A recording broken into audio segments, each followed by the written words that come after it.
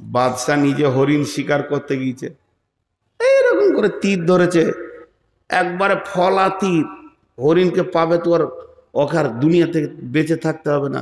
আর যেই তীর ছেড়েছে, হরিণটা তরফ করে লাফিয়ে উঠেছে, আর লক্ষ্যভ্রষ্ট হয়ে পায়ের তলা দিয়ে সেই তীর নদীর ধারে এক বুড়ি এমনি করে কাপড় সাফ করছিল, আর ওর একমাত্র বিধবা মেয়ে বাচ্চাটা দাঁড়িয়েছিল, কানে পড়ে স্পট হয়ে গেল। কাজীর কাছে বিচার চলে গেল। বাদশা নিজে মেরেছে, দেশের বাদশা মেরেছে, আর বিচার গেছে কাজীর কাছে। আজকে শুক্রবার, রবিবার বিকাল 3টে ফাইসালা হবে। বাদশাকে এনে হাজির করা হলো। বাদশার সিংহাসনে নাই, কাঠগোড়ায় দাঁড়িয়ে আছে, বুড়ি দাঁড়িয়ে আছে, দাফন কাফন হয়ে গেছে। একদিকে স্বামী হারিয়েছে, এবার সন্তান হারালো, যার মুখ পানে তাকিয়ে দুনিয়ার আলো দেখছিল। বাদশা তীর হাতে করে গিয়েছে, কাজী বিচার দিচ্ছে। বাদশাহ বলে, বলুন তুমি মেরেছ? বলে, হ্যাঁ স্যার, ইচ্ছা করে নয়, তবে লক্ষ্যভ্রষ্ট হয়ে গিয়েছিল। হরিণটা চলে গেল, গিয়ে নদীর ধারে ঘাটে উনি কাপড় সাফ করছেন, ওর বাচ্চার কানে লেগেছে তীর, স্পট হয়ে গেছে।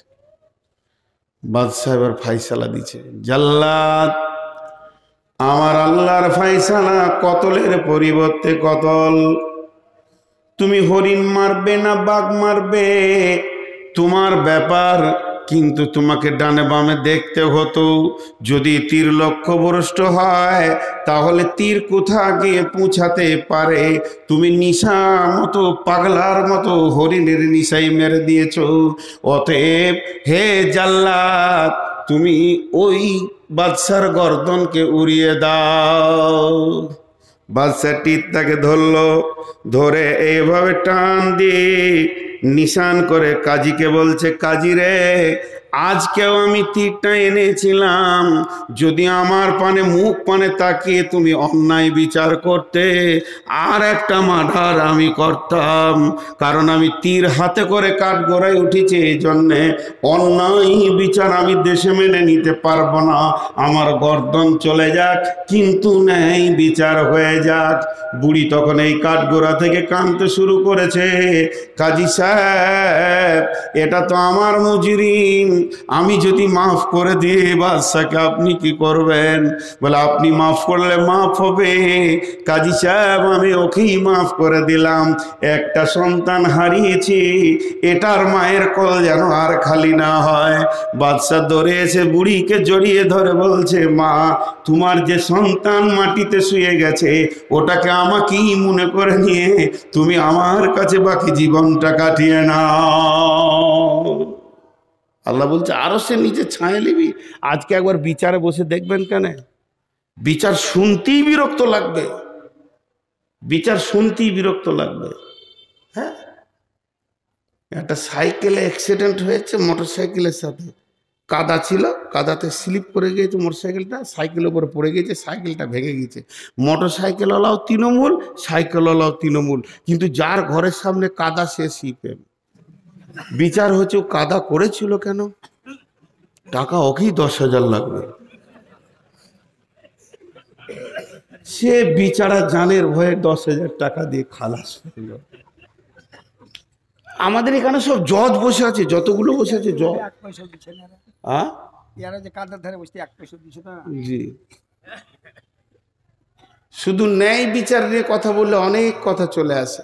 নাম্বার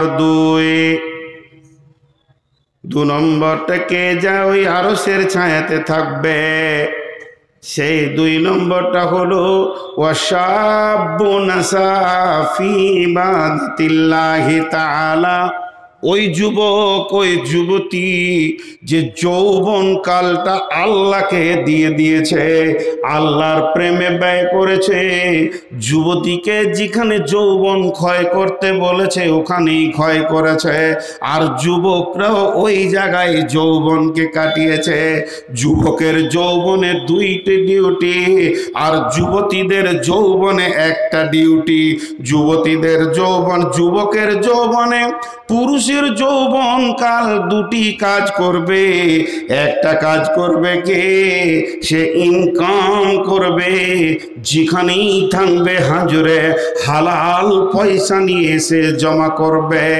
আল্লাহ বলেছেন ফাইদা কুদিয়াতিস সালাতু ফান্তাশিরু ফিল আরদি ওয়াবতাগু মিন ফাদলিল্লাহি ওয়াযকুরুল্লাহা কাসীরান লাআল্লাকুম তুফলিহুন। আমার মতো সুগারের রোগীটা মসজিদে বসে বসে বসে বসে আসর থেকে মাগরিব পর্যন্ত যদি সুবহানাল্লাহ আলহামদুলিল্লাহ বলে, যে নেকিটা পাবে। একটা যুবক যদি শুধু একটা মাল সেল করার জন্য বেরিয়ে যায়, সে যে ইনকামটা করবে, যদি ও রাস্তার ধারে বলে 4 আনা 4 আনা 5 টাকা 5 টাকা, মানে চিড়ে বাদাম বিক্রি করছে 5 টাকা 5 টাকা 5 টাকা 5 টাকা 5 টাকা, মুখ দিয়ে কুলহ লয়, ইন্না আতাইনা নয়, 5 টাকা 5 টাকা 5 টাকা 5 টাকা, এই যে মুখ দিয়ে বলছে লিবেন ভাই আপনি খান, আপনার ছেলে মেয়ের জন্য নিয়ে যান, এই যে ওর মুখটা চলছে। আর আমি মসজিদে বসে বসে সুবহানাল্লাহ সুবহানাল্লাহ সুবহানাল্লাহ, আমার থেকে লাখো গুণে বেশি নেকি পাবে। তসবিহ করাটা হলো সুন্নত নফল, কিন্তু হালাল উপার্জন করা হচ্ছে ফরজ। এটা কোরআনের হুকুম, ফরজে আইন। হে যুবক, তুমি যৌবন কালে ইনকাম করবে। আর কি করবে যৌবন কালে? ওয়াল হাফিজুনা লিহুদুদিল্লাহ, আল্লাহর কোরআনের হিফাজত করবে। যেখানেই শুনতে পাবে কোরআনের বিরুদ্ধে কাজ চলছে, জান দিব না হলে জান নিয়ে নিব। ইউকাতিলুনা ফি সাবিলিল্লাহি ফায়াকতুলুনা ওয়া ইকতালুনা, হয় কতল করব না কতল হয়ে যাব, আল্লাহর জমিনে বেঈমানি করতে দিব না। যুবক তুমি উঠে দাঁড়াও, দুটি তোমাদের কাজ। আর যুবতীরা কি করবে? কুল্লিল মুমিনাতি ইয়াগুদুদনা মিন আবসারিহিন্না ওয়া ইয়াহফাজনা ফুরুজাহুন্না, মেয়েদের যৌনাঙ্গ, মেয়েদের শরমগাকে কেন্দ্র করে আমার রব কোরআনে বেশ কয়েকটা আয়াত নাজিল করেছেন। আম্মা জান আয়েশাকে পাক করতে গিয়ে 11খানা আয়াত নাজিল করেছেন। হযরত মারিয়ামের পবিত্র ঘোষণা করতে গিয়ে বেশ কয়েকটা আয়াত নাজিল করেছেন। এবং আমার রব সারা পৃথিবীর যত মুমিন আছে, আল্লাহ ওয়ালি আছে, এদের যৌনাঙ্গকে এক জায়গায় করে বলেছে তোমরা এটাকে হেফাজত করো। এটা যে কত দামি জিনিস। আমার পৃথিবীতে যত নবী, যত মাওলানা, যত মুফতি, যত বক্তা, যত মাদানি, যত কারি, যত হাফেজ, যত শহীদ, যত নবী, যত আম্বিয়া এসেছে, ওটার ভিতর দিয়ে পৃথিবী দেখেছে। আল্লাহ বলেছেন সুম্মাস সাবিলা ইয়াসসারা, তোমাদের মায়ের রাস্তা তোমাদের জন্য আসান করে দিয়েছি, এর জন্য পৃথিবীর আলো দেখেছ। হে আমার মায়ের দল, লুচ্চাদের পাল্লায় পড়ে তুমি এত দামি জিনিসটাকে নষ্ট করে দিও না। আল্লাহ তাবারাক ওয়া তাআলা বিশ্ব যুবতীর জন্য একটা বাটখারা রেখেছেন, হযরত মারিয়াম, তাকে নবুয়তি টাইটেল দিয়েছেন আলাইহাস সালাম। সেই মারিয়ামের ব্যাপারে আল্লাহ বলছেন ওয়া মারিয়াম ইবনাতা ইমরানা আল্লাতী আহসানাত ফারজাহা ফানাফাকনা ফীহি মির রূহিনা ওয়া সাদ্দাকাত বিকালিমাতি রাব্বিহা ওয়া কুতুবিহি ওয়া কানাত মিনাল কানিতিন। বিশ্ব যুবতীর দল রে, তোমরা মারিয়ামকে দেখে লক্ষ্য করে পা ফেলো। সে তার শরমগা এবং গোটা বডিটার এমনই হিফাজত করেছিল, আমি রব তার ভিতর থেকে দামি গোলামকে নিলাম এবং মা বেটাকে কিতাব দিয়ে ধন্য করলাম। আজ যদি কোনো যুবতী বুকে হাত দিয়ে সতীত্বের গ্যারান্টি দিতে পারে, শুধু যৌনাঙ্গ নয়, তার দাঁতের হাসিতে, চোখের চাওয়ানিতে কোনো পুরুষ যেন, হালাল পুরুষ যার সঙ্গে বিয়ে হালাল আছে, সে যেন আনন্দ না পেয়ে যায়। যদি তা পেয়ে যায়, মা তুমি বিক্রি হয়ে গেলে, তোমার দেহে আর কোনো মূল্য থাকলো না। এর জন্য যুবতীদের একটাই ডিউটি, সে শরমগায়ের হেফাজত করবে। আর পুরুষরা দুইটি ডিউটি করবে, একদিকে ইনকাম করে সংসার চালাবে, অন্যদিকে দিনের হেফাজত করবে। আমার নবী বলছেন ওয়াশাবুন নাসা ফি ইবাদাতিল্লাহ, ওই যুবক যুবতী আল্লাহর রহমতের ছায়াতে কোটা লেগে যাবে যার যৌবনকাল আল্লাহর হুকুমের উপরে চলেছে। আর 15 মিনিট পানি খায় আর একবার।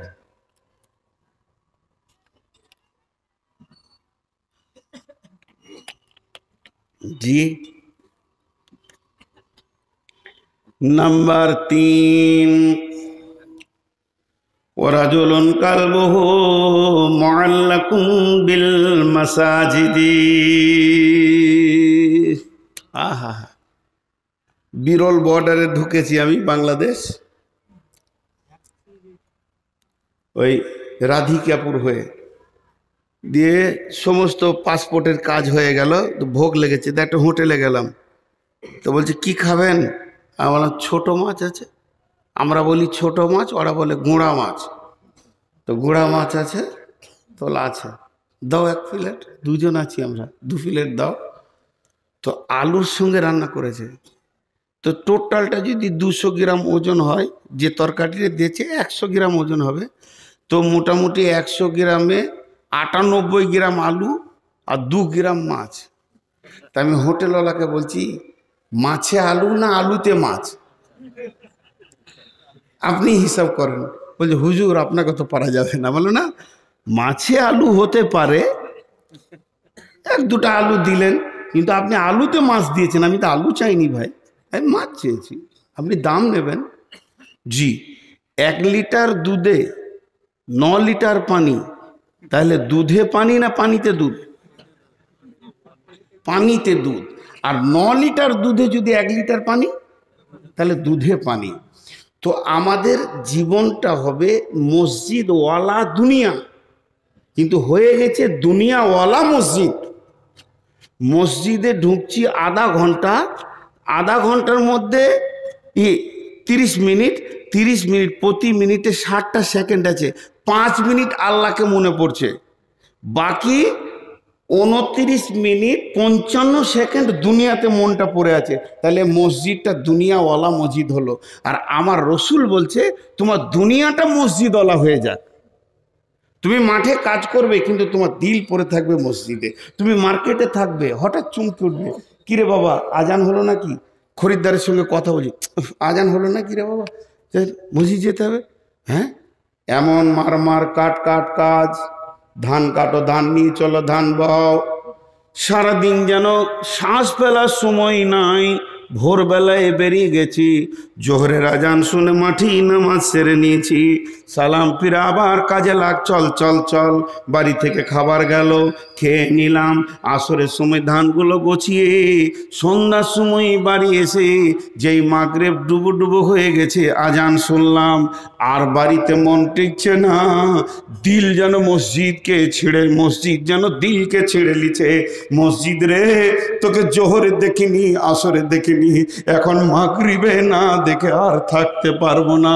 মসজিদে যদি দিলটা টাঙা থাকে আর বডিটা যদি দুনিয়াতে ঘুরে বেড়ায়, আপনার কাজগুলো নামাজেই গণ্য হয়ে যাবে। কারণ আপনি নামাজি রত রয়েছেন, শুধু ছুটি নিয়ে দুনিয়া করতে গেছেন। অতএব বন্ধুরে, আল্লাহর নবী বলছেন ওয়ারাদুলুন কালবুহু মুআল্লাকুন বিল মাসাজিদে, ওই লোক যার অন্তরটা মসজিদে টাঙা আছে। শোনো মুমিন মুসলমান, করি আমি নিবেদন, এ দুনিয়া ফানা হবে জেনেও জানো না। ইসরাফিল ফেরেশতা যাবে, সিঙ্গার ফুঁকিবে ভবে, তামাম জমিন উড়ে যাবে, আর তো কিছু রবে না। এ দুনিয়া ফানা হবে জেনেও জানো না। শোনো মুমিন মুসলমান, করি আমি নিবেদন, এ দুনিয়া ফানা হবে জেনেও জানো না।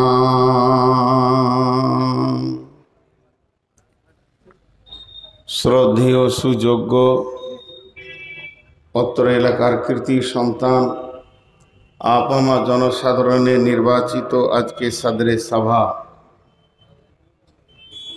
উপস্থিত আকাশে তারকা সাদৃশ্য আলেম ওলামাবৃন্দ, সামনে আমার দিনদার ইমানদার মমিন ভাই সকল ও পর্দা থেকে সুন্নেওয়ালি মোমেনা মা ও বোনেরা,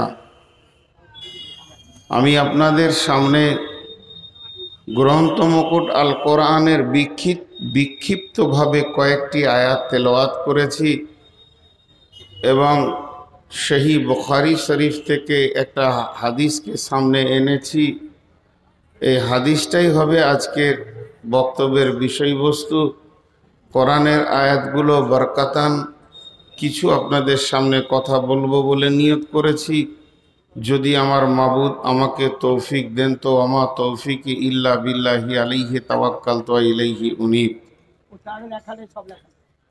আজকের সম্মানীয় সভাপতি এবং আগত অতিথি, আমরা যারা এখানে পৌঁছিয়েছি, এক মহিলা মাদ্রাসা কেন্দ্রিক আয়োজিত মাহফিলে আমাদেরকে এনেছেন আল্লাহ, আমরা সেই মহান মুনিবের দরবারে একবার শুকরিয়া করি, সকলে বলি আলহামদুলিল্লাহ। দরুদ ও সালাম বর্ষিত হোক আখিরি পয়গম্বর নবী মুহাম্মদুর রাসূলুল্লাহ সাল্লাল্লাহু আলাইহি সাল্লামের উপর। আল্লাহুম্মা আমিন, আল্লাহুম্মা সাল্লি আলাইহি, আল্লাহুম্মা বারিক আলাইহি।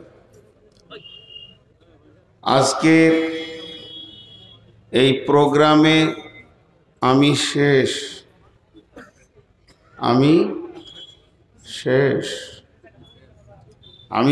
মানে বুঝছেন তো, আমি শেষ।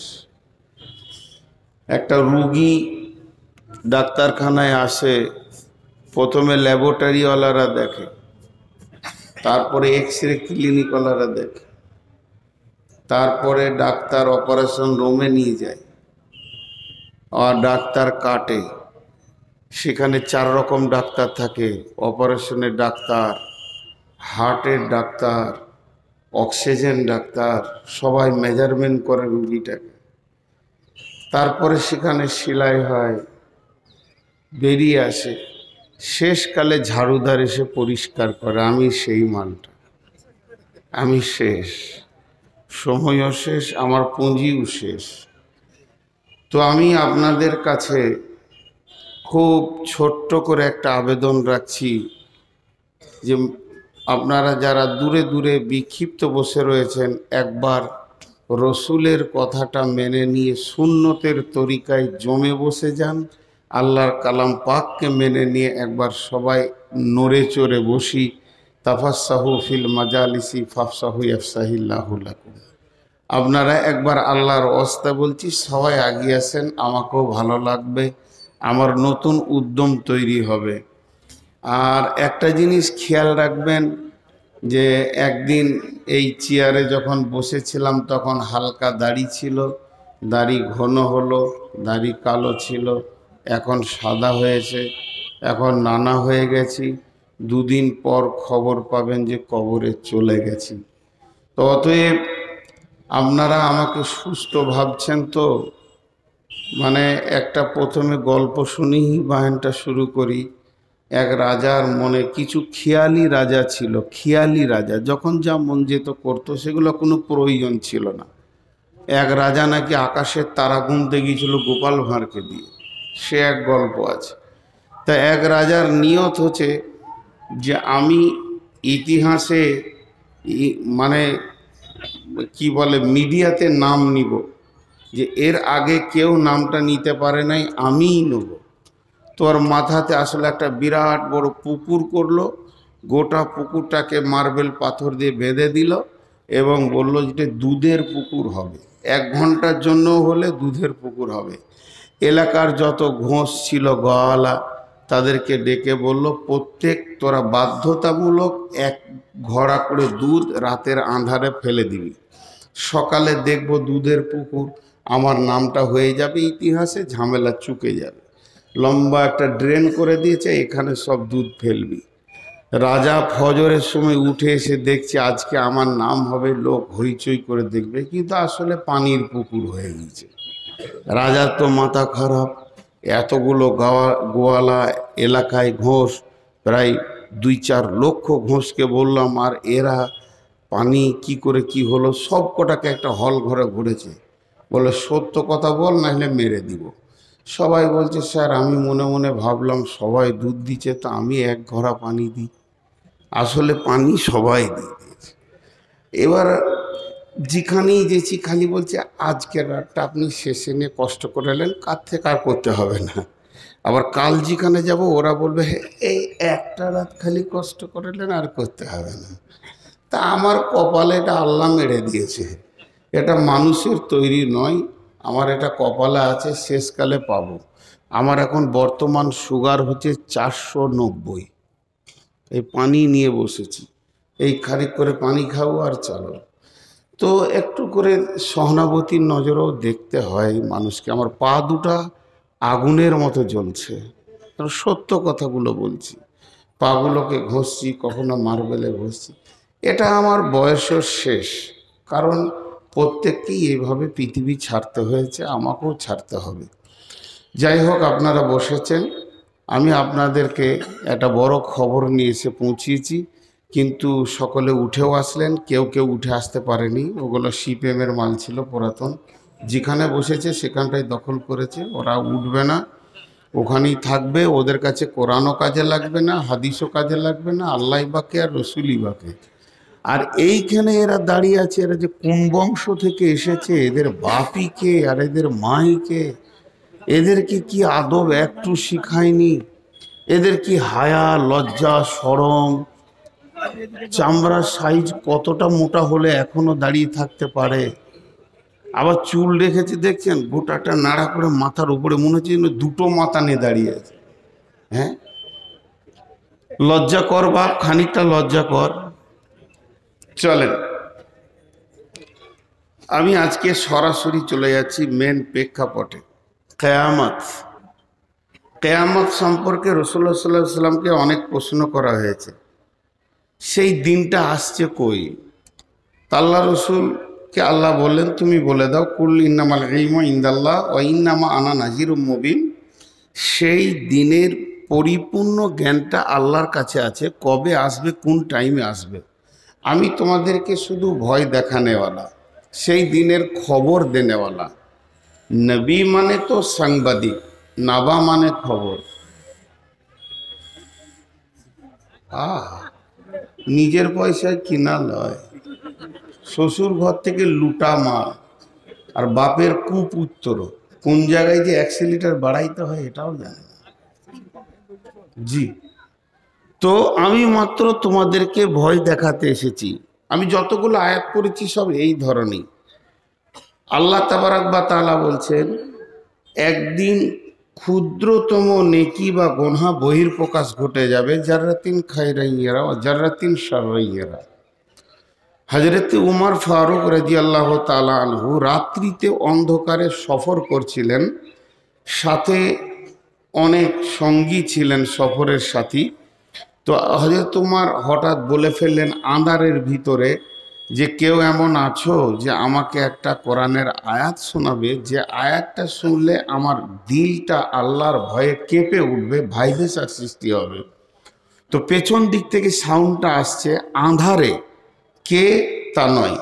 বিসমিল্লাহির রহমানির রহিম।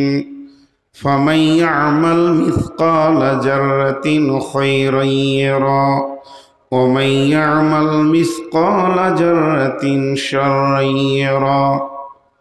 উমরকে খিতাব করে বলা হচ্ছে, তো তরজমাটা এরকম হবে, উমর রে, তোমার সামনে অতি সত্তর একটা দিন তত্তর করে আগিয়ে আসছে, যেদিন তুমি ক্ষুদ্রতম নেকি করো চাই গুনাহ করো, সেটা বহির প্রকাশ ঘটে যাবে। হযরত উমর ডুকরে কাঁদতে লাগলেন, ডুকরে কেঁদে উঠলেন বাচ্চা ছেলের মতো, দিয়ে বললেন আমি অনেক ভয় পেয়ে গেছি, আমি এখন কাঁদছি। তোমরা কেউ আছো আল্লাহর কালাম পাক দিয়ে আমার কান্নাটা বন্ধ করে দিতে পারবে? আল্লাহর কালাম পাক দিয়ে আমার কান্নাটাকে বন্ধ করতে হবে, কেউ আছো? একই কণ্ঠে আবার ভেসে আসছে, বিসমিল্লাহির রহমানির রহিম, লা তাকনাতু মির রাহমাতিল্লাহি।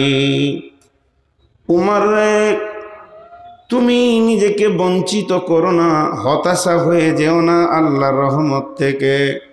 আল্লাহর রহমত কত বড়, কত ওজন, কত লম্বা, কত চওড়া। সারা বিশ্ববাসী যদি নেকি ছেড়ে দিয়ে একসঙ্গে গোনাতে নেমে যায়, আসমান জমিটা যদি গোনাতে ভরে দেয়, আর একবার যদি আল্লাহ রহমতের নজরে তাকায়, সমস্ত ইমানদার বেঈমান জান্নাতের ফায়সালা পাবে। অতএব হে ওমর, তুমি আল্লাহর রহমত থেকে নিজেকে বঞ্চিত করিও না। কোরআনে দিয়ে কাঁদলো, কোরআন দিয়ে তার কান্না বন্ধ হলো। তো কিয়ামতের দিনটার ব্যাপারে আমাদের একটা ধারণা একপেশি সৃষ্টি হয়ে আছে, তবে ভালো খারাপ নয়। সেটা কঠিন দিন, কঠিন দিন, এর থেকে কঠিন দিন আর নাই, এর থেকে কঠিন দিন আর নাই। আল্লাহ বলেছেন, ওয়ালা ইউসিকু ওয়াসাকাহু আহাদ, সেই দিনের বন্ধনের মতো আর গ্রেপ্তার তুমি জীবনে দেখনি, এরকম বন্ধন হবে। তো এটা ভয়ের বিষয় বটে, কিন্তু আর একটা জিনিস আমরা খেয়াল করি না, উদুহু ইয়াওমাইদিন নাঈমা ওয়া আম্মা মান উতিয়া কিতাবাহু বিয়ামিনিহি ফাসাওফা ইউহাসাবু হিসাবান ইয়াসীরা ওয়া ইয়ানকালাবু ইলা আহলিহি মাসরুরা। ডান হাতে যারা সার্টিফিকেট পাবে তারা হাসবে, আনন্দ করবে, আত্মীয়দের দেখা করবে আর বলবে, আমি কামিয়াব, আমি কামিয়াব, আমি কামিয়াব, আমার আল্লাহ আমাকে সাকসেস করে দিয়েছেন, আমি কঠিন জাহান্নাম থেকে বেঁচে গেছি। তেমনি যারা বাঁ হাতে পাবে তারা কাঁদবে, যাদের নজর, যাদের চেহারা কালো হবে, নিচে নেমে যাবে, তারা কাঁদবে। আমি আয়াতগুলো টুকটুক করে সেরে নিচ্ছি আর কি। তো ঠিক এইভাবে কোরআনে আল্লাহ তাবারাক ওয়া তাআলা অনেক কথা বলেছেন, একদিকে সুখ তো আর একদিকে দুঃখ। তো কিয়ামতের ময়দানটা যেমন সুসংবাদ বহন করে, তেমনি দুঃসংবাদও বহন করে। কিন্তু আমরা দুঃসংবাদের কথাটা বেশি জেনে রেখেছি, এটা জেনে রাখা তারা ভালো, তাতে আমরা যেন ভালো আমলের ময়দানে দাঁড়াতে পারি। কিন্তু গোটা কিয়ামতটা শুরু থেকে শেষ পর্যন্ত, কিয়ামত একদিন শেষ হয়ে যাবে, কিন্তু জান্নাত আর জাহান্নামের জিন্দেগি শেষ হবে না। কিন্তু গোটা কিয়ামতের ভিতরে আপনার আমার দিলের তাসাল্লি দেবে, সান্ত্বনা দেবে, দিলকে ঠান্ডা করবে, এরকম কোনো জিনিস আছে কিয়ামতের ময়দানে? আছে, চারটা আছে, চারটা গুনেলেন। তার মধ্যে আজকে একটাকে বিস্তারিত বলবো আর তিনটে গুনিয়ে দিব।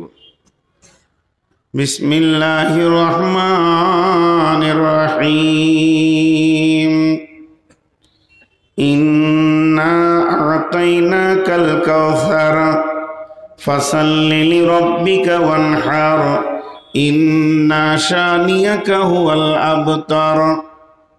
কিয়ামতের ময়দানে হাউজে কাউসারটা রয়েছে সান্ত্বনাদায়ক জিনিস, নিজের পিপাসা মেটানোর জিনিস। এটা আমার রবের তৈরি পৃথিবী, মানবের নয়। কিন্তু ওই হাজে কাউসারটা আমার রব হাদিয়া করে দিয়েছেন, তোহফা দিয়ে দিয়েছেন তিনার নবীকে। সেটা কন্ট্রোল করবেন কে? আখিরি পয়গম্বর নবী মুহাম্মদুর রাসূলুল্লাহ সাল্লাল্লাহু আলাইহি ওয়াসাল্লাম। সেই হাজে কাউসারটা গোল নয়, সেটা লম্বাও নয়, চৌকান্না হবে। আপনার নজর এক প্রান্ত থেকে আর এক প্রান্ত দেখতে পাবে না, কিন্তু বিরাট লম্বা চওড়া ওখানে আকাশের তারার মতো অসংখ্য পেয়ালা জুলজুল করে ভাসবে, চারিদিকে ফেরেশতার সিকিউরিটি দেওয়া থাকবে, আল্লাহর হুকুমের সিকিউরিটি থাকবে, অন্য কোনো দিকে পানি পান করা যাবে না। আল্লাহর নবী একই দিকে পানি পান করাবেন এবং উম্মতের হাতে পানি তুলে দেবেন। ওই পানিটার লাভ কি, ওই পানিটার ফজিলত কি, ওই পানিটা পান করলে আপনার আমার কি উপকার হবে? যতক্ষণ পর্যন্ত জান্নাতের চৌকাটা না চেঞ্জ করব, যতক্ষণ পর্যন্ত জান্নাতের ভিতরে না ঢুকবো, আর আমাকে পিপাসা লাগবে না। এই হাজে কাউসারটা আমার রব তার নবীকে আতা করেছেন, তাকে হাদিয়া করেছেন। বিশ্ব নবী কাউন্টিং করবে, তারপরও সে ফেরেশতার সিকিউরিটি থাকবে, দুই দিকে কলাক্সিবেল গেটের মতো পর্দা থাকবে। আল্লাহর নবী যাকে উম্মত ভাববেন, উম্মতের প্রতীক চিহ্ন পাবেন, তার হাতে পেয়ালা পানি ধরিয়ে দেবেন। যাকে তিনি উম্মত মনে করবেন না বা উম্মতের কিছুই তার কাছে পাওয়া যাবে না, ওই লোকটা যখন যাবে পানি পান করতে, বিশ্ব নবী জীবনেও কাউকে রেগে কথা বলেননি। সেই দিনই বলবেন সোহকান সোহকান লিমান গাইয়েরা মিন দিনি, সোহকান সোহকান লিমান বাদ্দালা মিন দিনি। তুমি আমার সামনে থেকে সরে যাও, আমার আনিত আদর্শ আইডিয়ালকে তুমি চেঞ্জ করে দিয়েছ, বদল করে দিয়েছ। তোমার সঙ্গে আমার কোনো আত্মীয়তা নাই।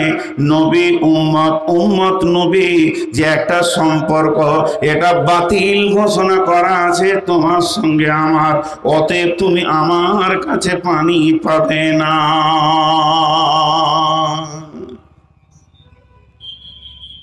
এখন তো পাসপোর্ট মোবাইলে হচ্ছে, ঘরে বসে বসে ফর্ম ফিল আপ করে দেবেন। এক যুগে কলকাতায় যে ফর্ম ফিল আপ করতে হতো, সেই যুগে পাসপোর্ট করেছি। তো জানলাতে দাঁড়িয়ে আছি, একটা নামের ভুল হয়েছে, খালি হর্ষটা বেঁকা হয়েছে, একটার সাথে একটা মিলছে না। তো ভিতরে যে কোন ফেরেশতা আছে, ও বলছে তোর এটা মেল হয়নি। তা আমি বলছি স্যার আর একটা ফিল আপ করি, তার আগে দুদিকে দুটো পুলিশ বলছে হট তোর হয়ে গেছে। ও ভাবলে না যে লোকটা কত কষ্ট করে এসেছে বর্ধমান থেকে। আবার দ্বিতীয় সপ্তাহে গেলাম লাইন দিয়ে। তো ঠিক আল্লাহ রসুলের নারাজি সংবাদটা পাবে তো জাহান্নামের ফেরেশতা ছাপ্পা মারবে, হট তোর হয়ে গেছে। আল্লাহ বহু বেয়াদবি দুনিয়াতে করে নিয়েছো, আর বেয়াদবি তোমাকে করতে দিব না। একটা জি, যারা রসুলের উম্মত, আমরা দাবিতে 16 আনা যে আমরা রসুলের উম্মত, কিন্তু যদি নবী মুহাম্মদ সাল্লাল্লাহু আলাইহি সাল্লাম নামে একটা গেট তৈরি করা হয়, যেরকম এয়ারপোর্টে ইমিগ্রেশনের গেট আছে, আপনি ঢুকবেন তো ঠিক কিছু নাই, টিক টিক টিক টিক মাল আছে, ধরা পড়ে গেল। তো গেটটাকে তৈরি করেছে যে মালগুলো পারচার করা যাবে না, সেই মালের উপরে তাদের এমনভাবে সাজানো আছে আপনি পার করতে পারবেন না। যদি ওই রকম হতো যেখানে একটা গেট আছে, যে উম্মত হবে পেরিয়ে যাবে, সাউন্ড হবে না, আর যে উম্মতের বাইরে টিক টিক করবে, তো আমরা একটাও পেরোতে পারতাম না। কারণ আমাদের অবস্থা কি, মাথার চুল থেকে নিয়ে পা পর্যন্ত রসুল একটু নেই। পানি পান করছে বাম হাতে, সাউন্ড কি, ডান হাতে পানি পান করে না, আবার স্টাইল করে বাম হাতে খাচ্ছে। জি, খাওয়ার শেষে দোয়া, ও এটা আবার এর আধুনিক দোয়া। কোনো জায়গায় রসুল নাই, না পেচ্ছাবে আছে, না পায়খানাতে আছে, না শোয়াতে আছে, না খাওয়াতে আছে। কথাই কথা মনে পড়ে যায়, 68 বছর বয়স, 8টা ছেলের বাপ, টাকা আছে, হজ করে এসে বাড়িতে ফিরেছে, হাজি সাহেব মানুষ, ফরজ গোসল জানে না। এবার বলেন ওর জীবনের নামাজগুলো কবুল হয়েছে কিনা মুফতি সাহেব বলবে। 8টা ছেলের বাপ, যে কাজে ফরজ গোসল করতে হয় সে কাজ ওর দ্বারা হয়েছে। হজ করে আসার পর মসজিদে জিজ্ঞাসা করা হচ্ছে গোসলের ফরজ কি, বলতে জানি না। বলুন ওর জীবনের নামাজ আর বাইতুল্লাহতে থেকে এসছে কি হালাতে, সেটা পাক হালাতে না না পাক হালাতে। আজকে আমরা রসুলের কাছে পানি পান করব, হবে না। কিন্তু পানিটা বড় সান্ত্বনাদায়ক জিনিস। আমি একটা তফসির দেখছিলাম, কতটা সহি জয়ীফ জানি না, বলছে বর্তমান যেটা জমজমের কূপ, এইটাই হাজে কাউসারে আল্লাহ পরিণত করবেন। বর্তমানে যেটা জমজমের কূপ, এটা হাজে কাউসারে পরিণত হবে। নাম্বার 2, যারা পৃথিবীর বুকে রোজা রেখেছে, বিশ্ব নবী 6 মাস আগে রোজার প্রস্তুতি নিতেন, সাজো সৈন্য সাজো, আনন্দ করতেন রমজান আসবে। আমাদের কাছে আর মাত্র 3 থেকে 4 মাস রয়েছে রমজান, আমরা সকলে রোজা রাখবো ইনশাআল্লাহ। আগত রমজানকে সুস্বাগতম জানাচ্ছি। যারা রমজান মাসে রোজা রেখেছে তাদের সব থেকে কিয়ামতের মাঠে বড় উপহার, স্বয়ং আমাদের রব আল্লাহ রোজাদারদের মোলাকাতে কিয়ামতের মাঠে আসবেন। কিয়ামতের মাঠে রোজাদাররা আল্লাহকে দেখবে। হাজি ভাই, যার কাছে আমার জীবনের সমস্ত মানদণ্ডের হিসাব, জান্নাত জাহান্নামের ফাইসালা, যিনি আহকামুল হাকিমিন, যিনার কোনো পরামর্শদাতা নাই আর প্রয়োজনও নাই, যিনার কোনো উকিলের প্রয়োজন নাই, তিনি যদি সমস্ত জাহান্নামীকে জান্নাতে দিয়ে দেয়, তো কেন দিলে কথা বলার কারো ক্ষমতা নাই। সেই রকম মাবুদ আপনার আমার মোলাকাতে আসবেন এই রোজার কারণে। রোজা ছাড়বো ইনশাআল্লাহ, রোজা ছাড়বো না রোজা রাখবো? রোজা রাখবো ইনশাআল্লাহ। নাম্বার 3,